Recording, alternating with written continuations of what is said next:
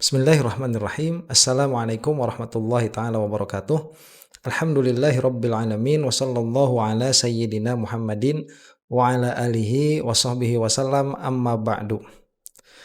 Kita akan berusaha untuk merangkai puzzle mengenai kisruhnya nasab Ba'alwi ini.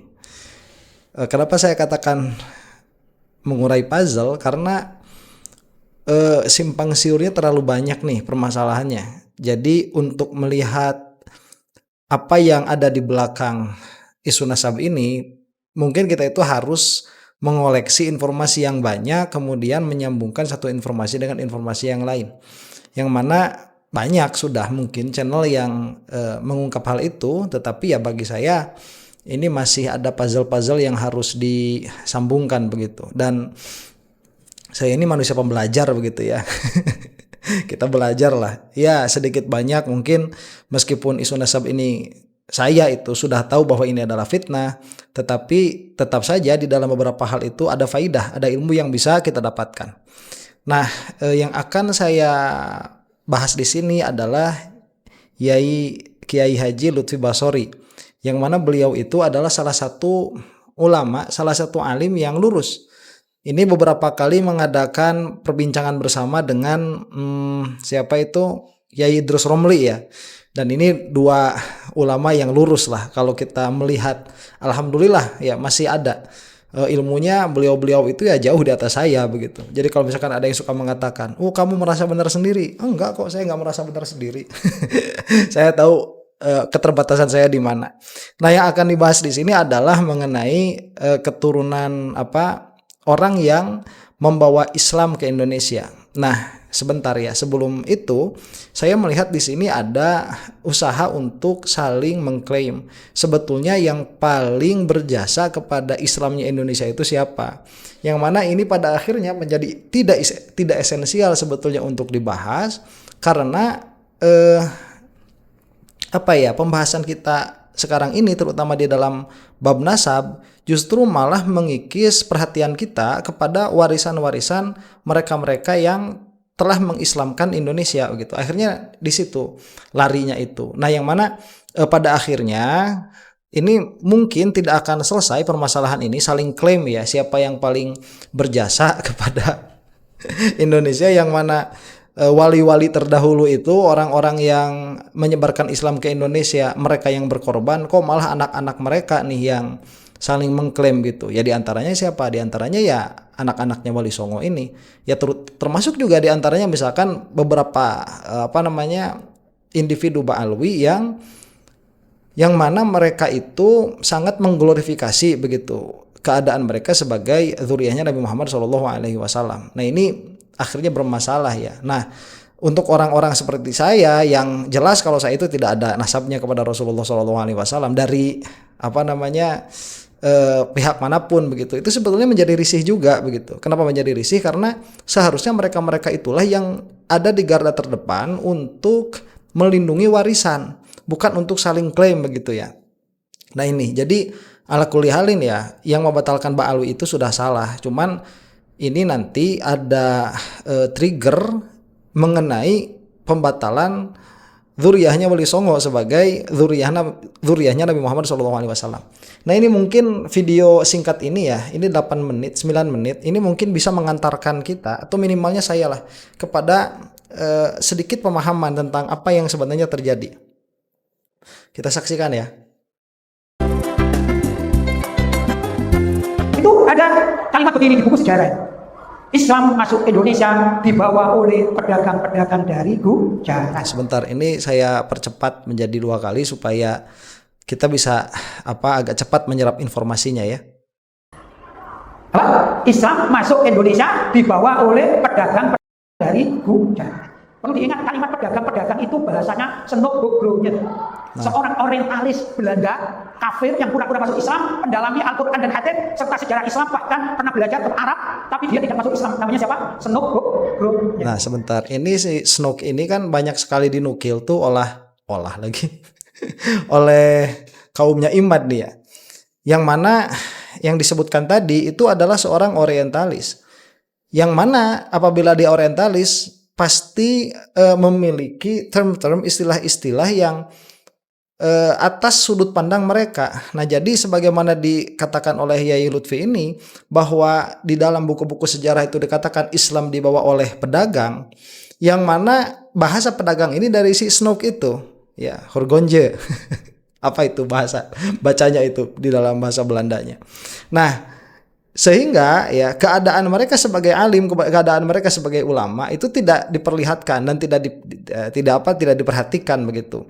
Yang mana pada akhirnya tertanamlah pada kaum awam seperti saya tuh dulu sebelum lebih mengenal sejarah lah sedikit demi sedikit, itu kan orang-orang dagang saja, orang dagang, mereka itu punya kepentingan bisnis ke Indonesia, kemudian sambil menyelam minum air begitu, sambil kepentingan bisnis mereka berdakwah, yang mana seharusnya dibalik, mereka itu alim ulama, yang mana untuk berdakwah itu butuh bekal ya, secara kebetulan saja dagang ini dia menjadi salah satu alat untuk berdakwah begitu. Dia yang mengatakan dalam bukunya bahwa Islam masuk ke Indonesia dibawa oleh para pedagang dari Gujarat. Namanya bahasanya orang kafir, Nah itu bahasa orang kafir. Tapi hakikatnya tidak begitu ya Iwan. Islam masuk ke Indonesia, terutama di Nusantara, itu adalah dibawa oleh para ulama dari Gujarat yang menyebarkan Islam lewat sektor perdagangan. Nah itu. Beda loh ya. Kalau dikatakan Islam dibawa masuk oleh para pedagang, dengan Islam dibawa oleh para ulama dari Gujarat melewati sektor perdagangan. Nah ini betul. Jadi pemahamannya akan berbeda karena pilihan diksinya pun berbeda. Di antara yang sering dibahas oleh Imad juga kan mengatakan bahwa siapa itu Habib Utsman ya bin Yahya itu dibawa ke Indonesia oleh Belanda misalkan untuk menyebarkan anu dan anu. Ini kan sebetulnya tidak sepenuhnya benar ya, pandangan seperti itu juga memang tidak bisa disebutkan sepenuhnya salah ya. Kalau misalkan yang bersangkutan ini akhirnya mendapatkan rencana kehormatan dari Belanda, kemudian memang kebetulan dibawanya itu oleh Belanda, bukan berarti jadi mendukung Belanda, tidak, karena memang Belanda ini mereka memiliki kepentingan untuk meredam katakanlah pemberontak ya. Kalau kata kita kan pahlawan begitu. Kalau dalam sudut mereka kan pemberontak. Untuk meredam pemberontak atas versi mereka, maka mereka itu membawa ulama yang di dalam faham bisa meredam mereka begitu. Jadi bukan khilaful ulama itu kan biasa begitu. Kalau sekarang seperti pemerintah kita ngambil NU. Begitulah, karena NU ini kan yang NU ini yang paling moderat secara hukum. Menanggapi merokok yang moderat, menanggapi bank ya, riba lah katakanlah begitu, bukan riba lah, menanggapi bank baik yang konvensional ataupun yang BUMN itu juga sama, menghadapi kredit, jual beli kredit juga sangat moderat sekali. Bayangkan sama kita kalau misalkan Indonesia ini mengambil menteri agama dari Wahabi begitu, wah itu semua bank tutup sudah.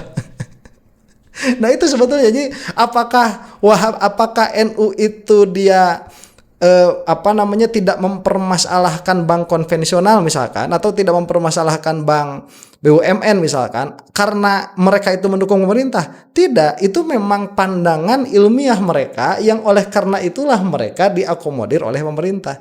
Jadi begitu cara membacanya, supaya data-data fakta-fakta ini dia memang berhenti sebagai fakta dan tidak dimasukkan ke dalamnya narasi-narasi yang secara sengaja dipakai untuk memfitnah suatu golongan atau kelompok tertentu. Begitu, itu yang gagal dilaksanakan oleh kelompok Imad dan yang terfitnah oleh narasi-narasinya Mukimad. Sangat berbeda yang membawa para ulama. Maka muncullah istilah Islam disebarkan oleh para wali songo. Ya para wali songo dan kawan-kawannya itulah hakikatnya yang membawa Islam dari negeri Gujarat masuk ke Nusantara, salah satunya Indonesia. Nah itu wali songo sendiri itu pun kan tadinya ya, saya pikir, saya ini kan dari orang yang buta sekali kepada dunia perwalian itu, saya pikir tadinya memang cuma 9 orang begitu ya wali songo itu, dalam pengertian yang menyebarkan Islam di Indonesia itu hanya 9 orang itu. Ternyata kan tidak, makanya tadi disebutkan dengan teman-temannya wali yang lain banyak, tapi mungkin yang 9 ini yang memiliki peran paling berpengaruh begitu terhadap peta, terhadap map perkembangan atau penyebaran Islam di Nusantara. Salah satunya Indonesia. Gujarat itu mana sih? Gujarat itu Ya, kalau kita mengenalnya ini golongannya yang bisa bikin martabak. Martabak asli dari mana? India. Martabak asli, martabak dibuat dari India. Dulu kan lagu lama dulu gitu ya. Di India itu pertama, Muslim mayoritas bermadhab Hanafi. Tapi ada satu wilayah namanya Gujarat. Ini mayoritas penduduknya bermadhab Syafi'i. India itu besar. Mungkin saya lebih mudah saya gambarkan ibarat Jawa Timur gitu ya. Jawa Timur kan besar gitu ya. Misalnya di semua Jawa Timur kecuali Madura, nah, gitu ya. Bermadhab Hanafi kecuali Madura bermadhab Syafi'i. Ibarat saja Madura itu Gujaratnya. Paham ya? Itu mayoritas para ulamanya menganut madhab Syafi'i. Kenapa? Karena yang membawa Islam ke negeri Gujarat adalah seorang ulama bermadhab Syafi'i. Beliau adalah Sayyid Abdul Malik. Siapa Sayyid Abdul Malik? Beliau adalah seorang Sayyid Ba'alawi yang lahir di Khorasan atau di Yaman. Nah sebentar, ini memang ya salah satu yang harus dilaksanakan itu kalau misalkan kita mau tahu secara lineage, garis keturunan ke atas, siapa sih yang sebetulnya membawa Islam ke Indonesia? Ya kalau misalkan dikatakan secara data, kata si Horgonje itu tadi, bahwa kata si Snook itu ya, bahwa Islam di Indonesia itu berasal dari para pedagang dari Gujarat, ya pada akhirnya kita mau tidak mau sejarah kita itu tidak akan terlepas dari sejarahnya Gujarat, India tadi begitu. Dan ini upaya untuk menyambungkan pengetahuan kita. Hijrah ke India, beliau ahli hadis, beliau juga faqih, ahlul Quran, alim pokoknya, luar biasa. Kemudian membawa Islam ke negeri Gujarat. Begitu ceritanya. Lu ingat ya, jadi maksudnya apa? Syafi'i. Beliau ahli sunnah wal jamaah. Dan beliau juga mengikut torekot, berarti orang-orang sufi. Jadi Sayyid Abdul Malik itu madhabnya Syafi'i. Akidah di dalam bertauhid ikut madhab Asy'ari. Jadi Syafi'i, Asy'ari, dan beliau pengikut bahkan termasuk mursyid thariqah, sehingga beliau diberi julukan juga sufi. Inilah tiga hal ini menjadi pokok dari ahli sunnah wal jamaah yang kita anut sampai detik ini. Nah itu betul. Jadi sisa-sisa sejarah, fakta bahwa yang membawa Islam ke Indonesia ini adalah para ulama yang berasal dari Gujarat, yang mana setelah kita telusuri juga ke sana pada akhirnya itu juga berasal dari Yaman. Itu masih ada sekarang tuh jejak-jejaknya, yaitu Asy'ariyah di dalam tauhid atau di dalam akidah, kemudian Syafi'i di dalam fikih. Indonesia kan itu. Nah, jadi adanya kita sekarang seperti ini, mayoritas fikihnya Syafi'i, kemudian mayoritas akidahnya itu adalah Asy'ari, itu adalah sebagai tanda untuk menelusuri benarnya sejarah begitu. Nah, jadi ini memang ada keterkaitannya sisa-sisanya. Trace-nya begitu ya. Ada ini menarik karena untuk saya ya membukalah sedikit banyak pengetahuan begitu. Sayyid Abdul Malik kalau dilihat sejarahnya, beliau salah satu dari keturunan Sayyidina Imam Ahmad bin Isa al-Hajiri Allah, keturunan beliau. Pada akhirnya sama-sama ikut hijrah. Jadi kakek-kakeknya ahli hijrah, salah satu cucunya Sayyid Abdul Malik juga hijrah, tapi hijrahnya kemana? Ke India. Di India ada satu negara atau negeri atau kota wilayah namanya Gujarat. Jadi beliau datang seorang diri tanpa membawa istri. Itu biasa, dai-dai itu begitu umum ya. Berangkat dari rumah sendirian, kemudian menetap di suatu tempat, kemudian berumah tangga. Mudah-mudahan saya juga demikian. Saya kata ke banknya, mungkin ada 1-2 gitu yang cocok, saya nanti menetap di banknya. Gitu, ya. Awas ya, jangan sampai dai-dai keliling itu nanti nggak bawa istri, jadi tiap tikungan jadi punya. Kalau amin ya. Nggak bisa paling senang ini. Begitulah dai-dai kita zaman dahulu kala. Nah, oh iya, sampai-sampai istri saya itu kalau saya ada keliling pasti mau ikut. Mungkin agak kurang percaya sama saya itu ya. Takut kayak gini nih. Kemudian Sayyid Abdul Malik itu sebagai seorang yang alim, Sahabat Alawi, menurut Nabi Muhammad SAW, dihormati sama masyarakat Gujarat. Di sana ada satu kekuasaan atau raja lah. Ya, raja-raja kecil zaman itu ya. Seperti di Indonesia kan dulu banyak kerajaan-kerajaan kecil, banyak. Yang besar Kerajaan Singosari tempat saya lahir. Ya ada. Kalau kerajaan Bangil nggak tahu ya, ada. Nggak ada ya. Berarti di bawah Singosari ya. Dulu. Nah, kerajaan-kerajaan kecil itu ada satu marga namanya Khan. Kalau bahasa Indonesia kan gitu, contoh Syahrukan gitu contohnya. Itu marga, yang marganya orang India. Kemudian Sayyid Abdul Malik diambil mantu oleh raja penguasa yang di Gujarat yang mempunyai marga Khan itu jadi. Akhirnya mendapat julukan namanya Agumat. Agumat itu pembesar, penggede, orang yang mulia, Agumat. Kalau saya lihat sejarahnya itu menggunakan pakai tak cerewet katanya orang Jawa ya, bukan tak marbuto tulisannya Agumat Khan. Akhirnya Sayyid Abdul Malik mendapat julukan Sayyid Abdul Malik Agumat Khan, pembesar Khan, itu untuk membedakan antara marga Khan yang India asli dengan yang asimilasi yang datang dari Hadramawut. Kemudian beliau berdakwah dan mengislamkan orang-orang Gujarat, bahkan juga mempunyai keturunan-keturunan yang keturunan-keturunan ini adalah rata-rata ulama. Kata pula, nah dari keturunan Sayyid Abdul Malik Azumat Khan inilah yang datang ke negeri-negeri Nusantara, di Indonesia, di Malaysia, di beberapa tempat wilayah ASEAN. Nah, baik itu. Nah, jadi pada akhirnya ya, dari apa yang sudah kita saksikan tadi, berarti kan Azumat Khan ini memiliki peran besar tuh di dalam sampainya Islam ke Indonesia, yang mana sependek pengetahuan saya tentang Kisruh ini, Azumat Khan ini atau Azmat Khan yang rame disebut-sebut ini, itu adalah nenek moyangnya Wali Songo yang berperan besar menyebarkan Islam di Nusantara. Dan sekarang itu kan pasti banyak tuh zuriyahnya tuh. Azumat Khan itu kan tadi dari Ba'alwi juga, dari Yaman juga tuh asalnya. Nah, sehingga tatkala Ba'alwi ini diputus sebagai zuriyahnya Nabi Muhammad SAW, maka mau tidak mau kelompoknya Imad ini juga memutuskan Wali Songo dari zuriyahnya Nabi Muhammad SAW. Karena itu memutus Bani Ba'alwi, yang mana Azumat Khan juga termasuk dari situ.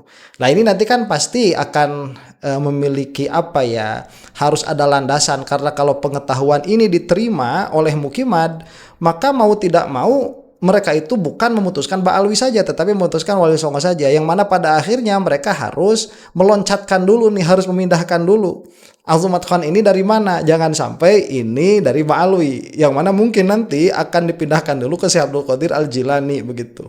Nah, ini permainan macam apa yang dilakukan oleh Mukimad mungkin, dan ini ada perkara yang tidak terlalu saya ikuti juga perkembangannya. Hal ini terjadi karena saya pernah melihat ada video dari Habib Bahar yang mengatakan bahwa keturunan Azumat Khan ini terputus dari Nabi Muhammad SAW karena yang bersangkutan itu sambung kepada Ba'alwi dari jalur ibu.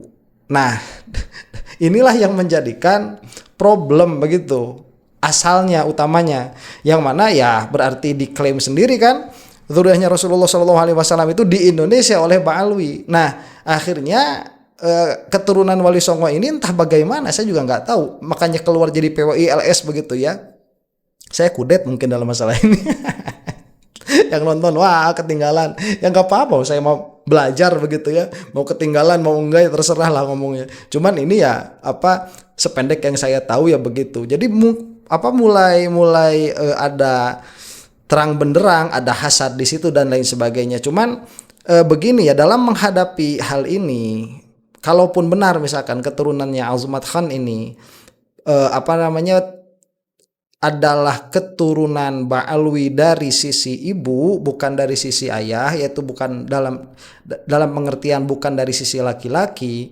Kalau saya begitu ya, secara pribadi melihat perkataannya para ulama, saya mengambil bahwa mereka tetap bersambung begitu kepada Rasulullah SAW. Kenapa ya? Karena sedari awal Rasulullah pun anaknya perempuan begitu, Siti Fatimah. Nah itu makanya masih bersambung, masih bersanad juga kepada Rasulullah SAW.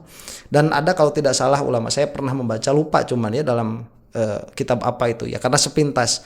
Karena hal seperti ini tidak pernah menjadi concern saya secara mendalam begitu.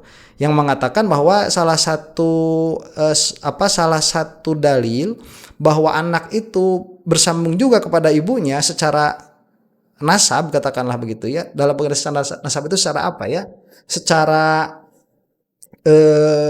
keturunan yang sah bisa mengambil nama ibunya terus ke atas sampai ke kakek-kakeknya, itu adalah bahwa Nabi Isa alaihi salam itu disebut Isa bin Maryam. Nah, maka ini jika dikiaskan, maka dari pihak perempuan pun ya keluarlah keturunan-keturunan juga, meskipun dari pihak ayahnya bukan begitu. Jadi bisa bernasab seperti itu. Memang ada juga ulama yang tidak memakai patokan itu, yang mana pada akhirnya kan ini berarti dari keturunan Azumat Khan ini dia menjadi menjadi mukhtalafun fih keadaannya. Nah, tatkala ini mukhtalafun fih keadaannya, kemudian pengambilan pendapat yang bisa menyebabkan perpecahan ini malah diambil, lah itulah yang jadi masalah begitu. Mungkin ini sependek pengetahuan saya. Tolong berikan informasi kepada saya di kolom komentar kalau saya salah. Kenapa misalkan yang di Indonesia itu Robitoh Alawiyah, atau saya tidak mengatakan Robitoh lah, saya tidak tahu posisi resminya. Itu Habib Bahar lah begitu. Kenapa Habib Bahar ini kok malah mengambil pendapat yang bisa menyebabkan perpecahan begitu? Coba kalau dari awal ini simpan saja di kalangan habaib begitu ya, atau simpan saja di kalangan Robitoh Alawiyah, nggak usah disebarkan keluar. Wong kita ini loh, saya ini loh yang nggak punya nasab. Ya maksudnya apa ya, mau nyambung mau enggak Wali Songo buat saya mah nggak ada masalah begitu. Habaib juga sama sebetulnya, mau nyambung mau enggak buat saya mah nggak ada masalah. Dalam pengertian Habaib Alwi itu ya, mau nyambung mau enggak buat saya mah nggak ada masalah. Karena yang paling penting di sini itu apanya? Warisannya. Itu yang paling penting, itu yang paling berharga untuk kita nih ya, orang-orang jelata yang tidak punya darah biru. Darah kami itu tetap merah begitu ya. Silahkan pukul kami, maka akan keluar darah warnanya merah darah kita itu. Nah jadi ini kan sebetulnya diperlukan sikap yang bijak ya dari kedua belah pihak. Sudahlah, ini orang-orang mulia begitu, orang yang memiliki darah Wali Songo ya mulia, yang bukan Wali Songo habaib juga mulia juga begitu. Ini sambung kepada Rasulullah SAW, tolong bimbing kami di dalam kedamaian. Tuh kan enak sebetulnya kalau seperti itu ya. Ngapain ini si Imad kuar-kuar lagi malah jadi begini keadaannya kan, pusing tuh. Yang jadi masalah di kita itu akhirnya gimana kita itu mau menyingsingkan baju untuk mengejar ketertinggalan secara duniawiyah begitu ya. Kalau secara ukhrawi mah sudah kita maju lah, alhamdulillah. Secara akhirat mah orang-orang Chinese itu nanti ya, dalam pengertian dari negaranya itu, dari negara China itu, yang semaju apapun mereka itu sekarang lah, di akhirat nggak ada harganya begitu, nggak ada nilainya.